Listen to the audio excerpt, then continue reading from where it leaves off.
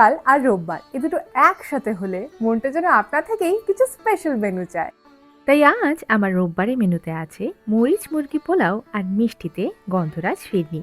আর এই রান্নার জন্য আমি ব্যবহার করেছি লাল বাবা সুপিরিয়র বাস্কেটি মরিচ মুরগি পোলাও বানাতে।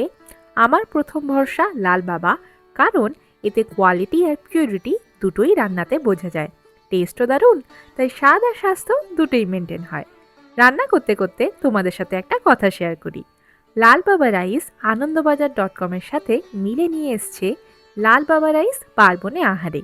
এই কন্টেস্টেন্ট সমস্ত মহিলা আর মেয়েদের জন্য, যাদের কাছে আছে নিজেদের বা অঞ্চলের কোনো স্পেশাল রেসিপি। আর এবার গন্ধরাজ ফিরনি বানাবো আমরা লাল বাবা গোবিন্দভোগ রাইস দিয়ে।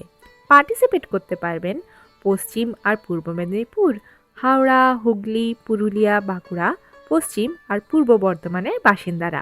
আমি রিপ্রেজেন্ট করছি পুরুলিয়া, তাই পুরুলিয়ার স্বাদ এবার সবার সামনে আনার সুযোগ।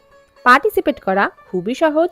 লাল বাবা রাইস দিয়ে একটা মেইন কোর্স আর একটা ডেজার্ট বানিয়ে ফটো আর ফুল রেসিপি ভিডিও হোয়াটসঅ্যাপে পাঠাও এই নাম্বারে।